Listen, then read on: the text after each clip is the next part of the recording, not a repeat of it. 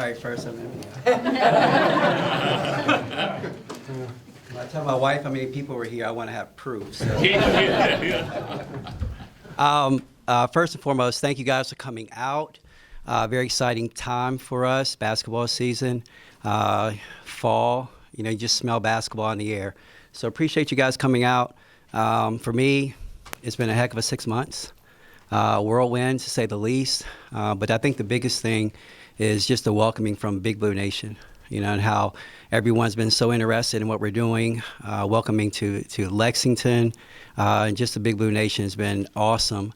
And, you know, and I'm very proud of what we've done in 6 months. Put together a roster, this day and age, freedom of movement, sometimes you got to start all over. And we went out and we went in the portal, and we didn't want to always just get the best players. We want to get the right players. Players that can come in and represent this university, our program, help us start something special. And I thought, you know, we did a really good job of assembling a really good roster. And it's a group of great kids who just work. They work. I don't know how good they are. I don't know how good they're going to be. I do know that right now, as we speak, I am undefeated, so that's a good thing. But I really am excited about their progress and their potential. They go out and they work hard every day, and what they don't know, they ask questions, and they want to continue to get better. So it's been a really good couple weeks to begin the season. A lot of new faces. I think with the exception of Georgia and Clara Strack, no one knows anything about anyone, but they're working hard to get to that point. And the camaraderie is tremendous. They've been working hard. And I think we're going to put a product out there that, you know, that's going to excite Big Blue Nation. I don't know how good we'll be in the beginning, but I do know that we'll make everyone proud because we're going to work really hard. And we're going to progress to something that I think that's going to be very special. So very excited for that, very excited for the future. And it's been a really good couple weeks. So. Don't mind just to raise your hand and we'll call on you. We'll start in the back. Hey, Coach. Coming here, I mean, you already obviously have tons of high-level women's basketball experience, but what was something maybe that you had to learn when you got here, something that maybe caught you off guard early on? That my disguises don't work when I'm walking around the summit, at the mall, and honestly, we had tremendous success, as you mentioned, at Virginia Tech. Blacksburg was a little bit different. I was able to walk around in obscurity, and I could just do whatever. Here, it doesn't matter where I go. No matter where I am, someone's going to come up and talk about the excitement surrounding, just basketball in general at Kentucky. And it's been very welcoming, very welcoming. People will come up to me and they'll just talk about the excitement, talk about, they saw one of my kids at PetSmart or at Target or somewhere, and just the approachability that we've created with our kids. So we want to continue that, but just the excitement. Big Blue Nation's a little bit different. And everyone wants a piece of it, and they watch it. And it's funny. I come here, and I don't watch a lot of TV. No offense. I'm always watching film. But there's obviously a lot of outlets here because everyone says, "I saw you on TV. I saw you on TV. I saw you this and here." But it's been very welcoming for me. We'll go to Matt in the back. Two questions. One kind of about this year, and then one sort of structurally. You've been around great teams. You know what the talent is, et cetera. You said you weren't sure how good you'd be this year. Like, where do you see this team just in the grand scheme of teams, like the talent level, et cetera? And then two, is there anything here structurally that you think could compete, stop you from playing for a Final Four national championship? Well, the comparison, you're always wondering because this time of the year you keep going against each other. So if your offense is good, your defense must be bad. If your defense is good, your offense must be bad. And so there's been a lot of comparison. I've gone back and watched film of previous teams, previous really good teams. And the only thing I do know is that I know that the little monster we have at the point guard position is really good. And when you have like in football, if you have a good quarterback, you got a chance. And we've got a really good point guard. We have a chance. Everyone else is just young, young in their experiences, young with their new positions, and young with their new expectations. We have a young lady, Clara Strack, who I don't know if anybody saw her last year. She was pretty much a backup to an All-American last year, and she didn't get a whole lot of time. But then when Liz Kitley went down, she stepped up, and I think she averaged 18 and 10 in the NCAA tournament. And I think she's continued on that stretch. And so she provides that. I just have to see it, consistently. And so that's just the understatement. You just don't know how good you're going to be because you're going against each other. As soon as we have some live tape against someone else, then you can start figuring out how you're going to be. But I love the potential. We had a lineup in practice the other day. I've never had this before. I've never seen it before. We had Georgia at the point guard spot, and then we had Amelia Hessett at the 2, and she's 6'3.5". At the 3 spot, we had Tiani Key, who was 6'4". At the 4 spot, we had Clara Strack, who was 6'5", and then we threw Clara Silver in at the center at 6'7". And that's a really tall team for a lot of men's mid-major programs. And so for us to be able to put that out there, have that capability, it's a lot of fun. And then, structurally here, Kentucky is Kentucky. And that's why I came here, to have an opportunity, be part of a blue blood, and to be able to go and compete on a national stage consistently. And that's something that I desired as a competitor. You always want to beat the best, you want to be the best, and you want to sustain it. And I think we have the opportunity to do it here. Obviously, this building with the upgrades has really put us on a position to attract high-level recruits, along with the reputation of Kentucky, along with what we've done in the past as a coaching staff. So the sky's the limit for us, and that's something that I wanted. I wanted that opportunity, and I think that we can get it here. If you can remember this order, we'll go Caroline, Tanya, Michael, Larry. Hi, Coach. How are you? You spoke to the idea of gradual improvement over the course of the season, but have you and the team sort of sat down and defined what success might look like or feel like in year one? No, we haven't. But I do think that, in this day and age of instant gratification, I think we all want it fast. And I think it even so much so that, whether it's Instagram or whether it's the transfer portal or whether just expectations of putting together, new teams. My first year at Virginia Tech, you had pretty much inherited a group and you had to play with that group for a while because when you got transfers in, they had to sit out a year. Now with the transfer portal, you can recreate, new teams. I think, I don't even know, Coach Pope, do they have any players that were left over from last year? I'm not sure. None? So there's 2 in this program, Cassidy Rowe and Sanaya Tyler. So the expectation is success quicker. But I think when you still, it's my job to mentor, my responsibility to teach these kids, and there's no shortcuts. So I don't want to put a number on it. I don't want to put a destination on it. I just want them to get better every day. We do most things organically. We want to make sure, our leadership is organic leadership. It's not, hey, we're going to put people in groups and get to know each other and, in 5 minutes and we're going to develop a leader. It's got to come over a course of a season. So if we can just focus on getting better every day, then I think we have a shot to continue to get better throughout the year, and then we'll just see what happens from that point. Coach, you've been with this group just for a short period of time, but overall, what stands out the most to you about them as a whole? They're great kids. They're a little bit too introverted for my liking. I wish that it's kind of crazy because you don't really want wild people, but on the court, I want them to be a little bit wilder. But they are great kids, and they work very hard, and they're pleasers.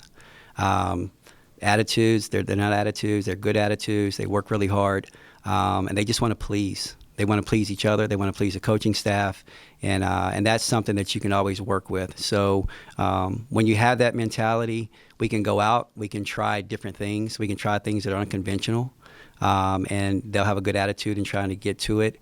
But it's been a very pleasant couple weeks, a couple months being with them, and I think it's going to continue to grow. Penny, Michael Epps with Fox 56. It's kind of a rare situation where the returners don't really return a lot. I mean, they got a new coach, new scheme, new building, right? But they still return that SEC experience. So how much are you going to rely on them and them too? How big is their role going to be? It's going to be big. And, Cassidy, I tell the story a lot when I met with, each and every player from last year's team. Some of them were already in the portal. And Cassidy, when she started talking about her experiences here, I swore when she started crying, it was blue tears. you know, and I'm like, man, this kid had me, you know, she had me at hello just because she knew how much she loved Kentucky. And we've been pulling off of those experiences, you know, because as newcomers, you know, I know what Kentucky is from an outsider, but I'm like, why? Why Kentucky? You know, everybody says this is Kentucky, and I'm asking her why. And, you know, she stuttered and stammered a little bit, and that was enough for me. She was just everything. You know, she cried, she talked about it, and she's been great here. You know, and what she may lack in height or anything else, she makes up for it with her pride of Kentucky. And so she's been a big plus for us. She's been great in practice. She's been very communicative. She's talking. And then Sanaya, we call her ST, has had probably the most experience, you know, and there's been plenty of times when, you know, I've played against SEC teams, but I'm asking her for the longevity part of it. Hey, well, isn't this league this, or is this league that? And she's been able to share some of her experiences with me too. So ironically, we actually played against both of them when they were freshmen, and we got to play against them. And but just to watch their growth and what they've been able to provide for us is it's been really big and important for us. Larry and Odetta. Coach, kind of two parts here. One, if you said Georgia is a monster, then what would that make Silva inside with her side? And then could you also explain what you meant by wanting to be a little wilder on the court, just so we understand that? Yeah. I think we have such polite kids. I'll get to that part first. You know, one of them will make a tremendous move and they'll get fouled, and they'll look at the other one and they'll just kind of like look at them, and it's almost like, pardon me, excuse me, when I want them to say, and one, you know, or just a little bit of a, hey, you can't guard me, you know, in a very nice way. You know, in a very nice way. We're never going to show up our opponent, but we want them to know, you know, a little bit that we're pretty good. And so, but they're coming around. They're coming around. We haven't had any drills where we're practicing trash talking yet, but we're just trying to get them to show their personalities a little bit more. And so it's been a lot of fun with that. And then you know, Clara Silva, you know, bless her heart, she had a tremendous summer. She played international basketball, was, you know, voted one of the top players in her age group. There's been plenty of, you know, websites who said that if she was American, she probably would have been a top 10 player coming out in the high school class. And but then she gets here 2 days before classes start, and she's having to get acclimated to a whole new life. You know, we had the rain for a few days, and she was like, "What is this?" You know, she's Portugal. They don't have that. You know, and so she's getting used to not only the style of play, the language, the food, you know, everything, and still go out and compete. So the other freshmen have been here all summer. And so, you know, it's just going to be a work in progress for her because it's just a totally different style. But she's as skilled as any player that I've ever had at that position. She's taller than any player that I've ever had at that position. And she's the one that if we get her talking a little bit of smack, everybody's going to be in trouble, you know. But she's a joy. She's a joy to have around. And I think Kentucky fans are going to be in for a treat over the next 4 years, you know, being able to cheer for her. You had a couple injuries last year since you guys got here. Yeah. Are they available? Are they? No. Yeah. No. I mean, obviously, Jordan Obi, transfer from Penn. She was going to be a really big part of our development. Fifth-year senior, big, strong guard. Gave us the opportunity to be versatile. We could have played her at the 3, the 4, and she would have been, you know, we could have played big, we could have played small. So she's going to be out probably until January, and then there will be a reevaluation of her situation. And then Dom, I think it's been documented, she tore ACL in international play. 2, she would have been a 6-foot guard that would have given us experience. She went to the Elite 8 last year. I think she was a 6th man on that team, very productive. She also would have given us the opportunities to play big, play small. And but you know, both of them have been very active in practice. Whether it's been cheering, we're keeping them involved, and they've both been doing extremely well in rehabbing. And so they'll be definitely a big part of our future, which is kind of gave us an opportunity as we go into recruiting. You know, we have a cushion because we know that those two will have the opportunity to come back next year and strengthen our team as well. We'll close out with Keith and Mark, and then we'll go talk to the players.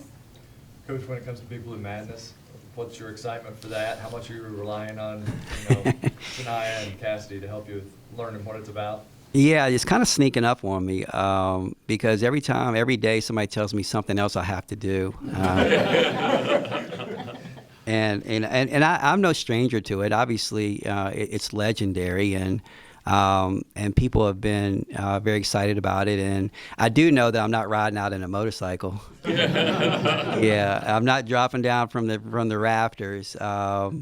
And I think they hired me to be a coach, and they wanted me to be an entertainer. They got the wrong person. So I don't know. 24,000 cheering for you. I might come out of character a little bit and do something, but it's exciting. Obviously, you look across the country, and we have an eye on things because we have recruits that go to other places that like happened last week. I won't say the names of places that try to emulate Big Blue Madness. But I think what we do here, the way it's done here, is legendary. At Virginia Tech or at James Madison, I saw Big Blue Madness, and that's one that you felt like was one of the best ones. The best one, and anything else is just imitation. So I'm excited to be a part of it. I don't have my fit yet. That's one thing of having a daughter on the team. She is going to be on me because she says she doesn't want to have secondhand embarrassment. so she's pretty much gonna. So whatever I walk out in, she has to approve it, and so it's kind of a little bit of pressure there. Start with it. Kenny, Mark, Story, Lexi, Hell Leader, two questions, I guess. Your expectations for Lexi Blue, and then in Georgia's case, she's playing without Kitley now. How big an adjustment is that going to be for her, and kind of what are your expectations for her in handling that? First of all, Lexi has the best name in Big Blue Nation history. I got the blue part when we first got her to commit, and I'm like, why is everybody saying it's the best? I get the blue part, but Lexington, I got it. But expectations for her, because of the injuries, it's been a little bit more. We need a little bit more from her. Any freshman, you want to try to ease them into the situation, but now she's going to be thrust into the situation because she's going to have to step in and produce for us in a way that the other two probably would have. And obviously she's going to make some mistakes, but I think she's had a really good camp so far. She's shooting the ball well. She's learning the intricacies of defense at this level, and but her attitude has been tremendous. So we're going to continue to thrust her into situations and make her feel a little bit uncomfortable so that she can become comfortable later on. And but we have all the confidence that she's going to be great for us. And then Georgia's situation, she got a little bit of a taste of it when Kitley went down last year. One of the best games I ever saw her play. When Kitley got hurt in the UVA game, I'll be honest with you, I was messed up because I knew what she had done, and before anyone else did, and we were still in that game. And I remember being in a fog, and then Georgia just kept us around, and she looked at me and she says, "I got this." And she went up and scored 39 points against UVA. Now, we ended up losing the game, but it wasn't because of her efforts. And then she was able to, just adjust from, hey, I'm the facilitator, to, hey, I'll be the lead person.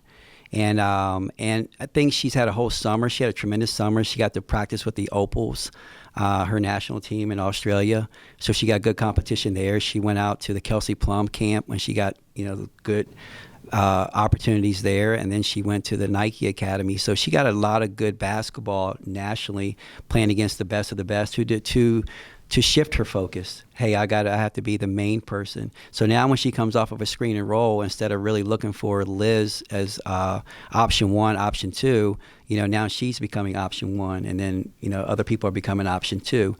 So she's my little mini-me. We're joined at the hip. We watch film like we would watch Netflix, and we just go, and we're on the same page. And it's really fun watching her bring up the younger players to get them on that same page that her and Liz were on.